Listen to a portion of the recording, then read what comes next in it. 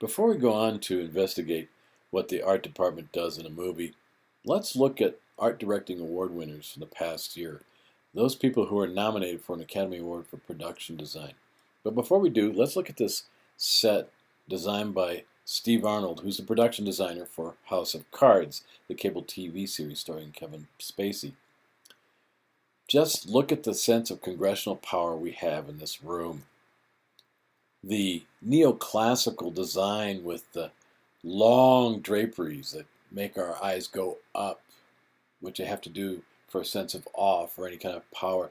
Our eyes just travel up to the chandelier or the mirror reflecting all the gold, and the ormolu clock on top of the mantelpiece with the big fire and the andirons, and the cherrywood desk, and the leather seats, and the picture of the of Revolutionary War, probably early Congress or forefathers in the background.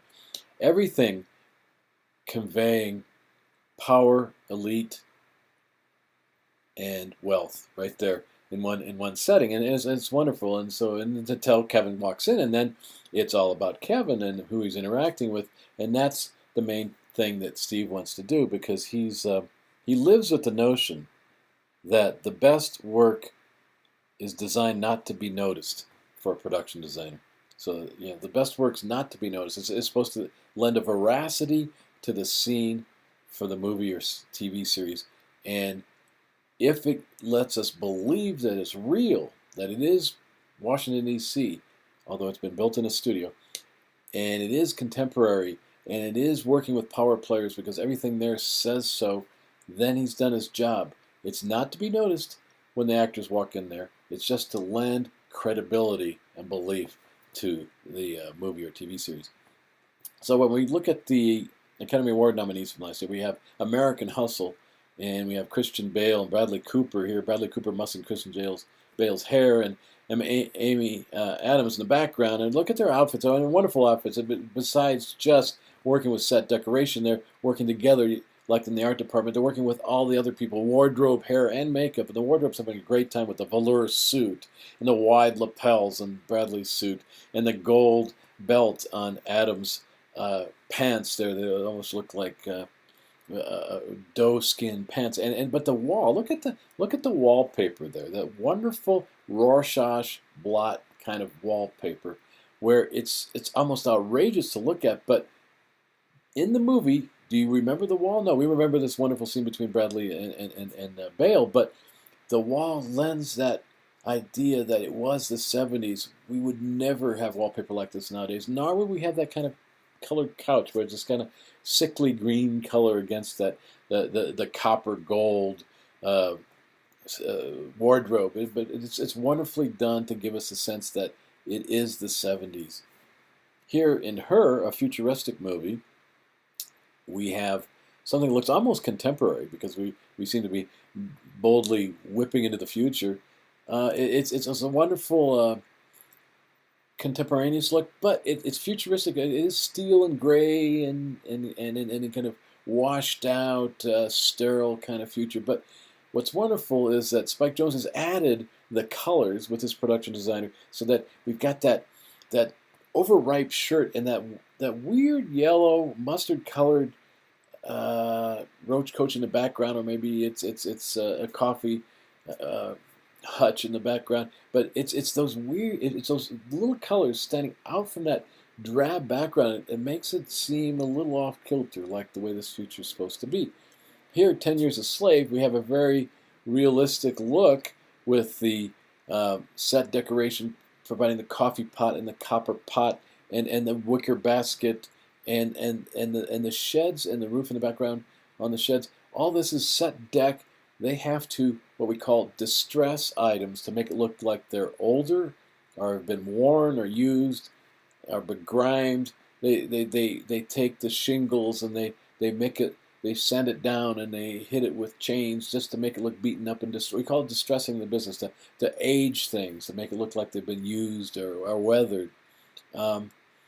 Here in Gravity, less of that going on, more of trying to make it look very futuristic and very technological and very cold, not only with the lighting, but with instruments that would give us gadgetry that makes us think it's futuristic, because although we can familiarize ourselves with things that we see now, like laptops and headsets and everything, it's still got enough of that steel wire nondescript technological feel to it that the set deck people have thrown together in their creative way.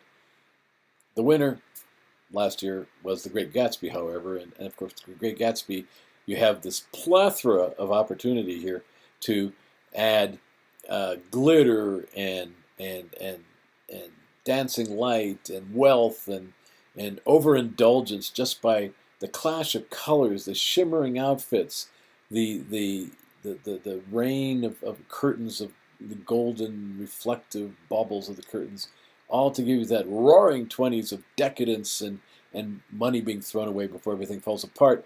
Here we can see it with Leonardo dancing as the Gatsby. It gets a background of reds and greens, and so it's got the blue gold riches against the red green excess in the background. The 20s are a wonderful way of decorating any set. Here we have Harry Potter going in a futuristic medieval look, where you have the chains, the rods, the stone, the wooden, the bridge, and the mussed up clothes. The present in the medieval future.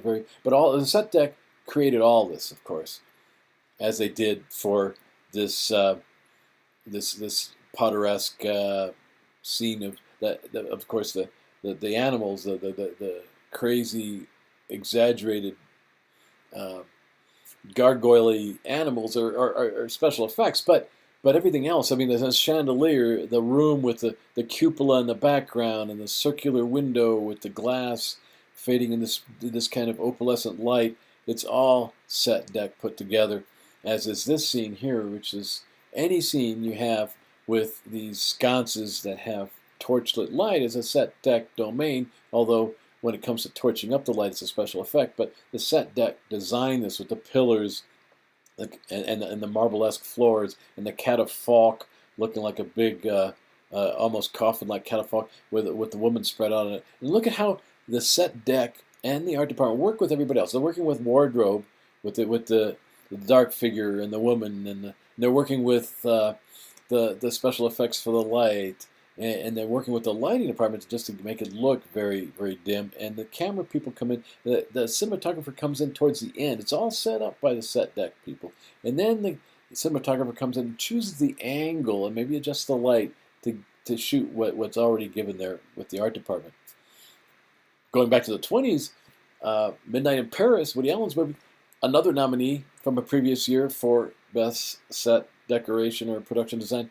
I guess if you're going to get a nominee, you might as well do the 20s. But the 20s are very, almost a Rococo Art Deco look at wardrobe and furnishings. And here we have, of course, Wilson in modern dress, but in the background we see Gertrude Stein's picture on the wall, and we've got somebody behind him in the bathroom. But look at the lights, those Tiffany lamps.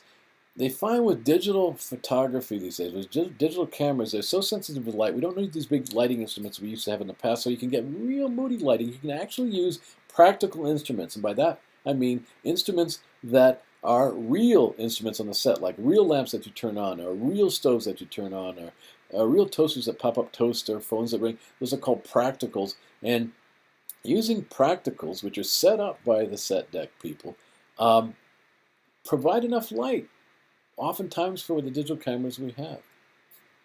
Here we have the people in the foreground, their costumes, her wonderful dress and hat, matching what the decorators have given for the lobby of this hotel. They got this nice, tall kind of black, beige and black design, which she fits into. So the wardrobe people talk, and they mesh her right into what the deck people have come up with, as in this case where topiary of the bushes in the background, very 18th century, giving an idea of an 18th century look. The topiary, which the grounds do, the grounds in the movie is a department in the art department, and what they've done is they shape the bushes, but the set deck arranges those and moves, say, okay, let's space them out like this to give this idea that it is 18th century. The Artist, which was nominated for a Production Design Academy Award, again, taking place in the 20s, which lends you to think that, hey, if you're looking for that award, maybe you should design something in the 20s. Very Art Deco look here. The sleek lines, that pearlescent glass, the semi-modern functional furniture, very, very straight lines, very well defined, and yet with a little curve in it. Very Art Deco, very well done. Warhorse going a different direction, where we have this wonderful little room here. It's balanced out with the pinks to give us the sense of a girl's room, and yet the browns and the earth tones and the wood and the stones in the background. We give it the sense it's a cottage. It's closed in. It's rural, but it's small enough so that when the horse enters the picture here, it's so abrupt and big and unusual. The set deck works well with everybody else in the movie to make it so. And if we're looking at any kind of Rococo design, if you're looking at any Louis XIV going to Louis XVI, if you're looking at any Watteau-like picture, this fits the bill with the candles, though. I want you to look at the candles, because the candles are the domain here of the set deck, and they've arranged them in the rows to give a sense of depth for the cinematographer, to where it's serrated up stair step behind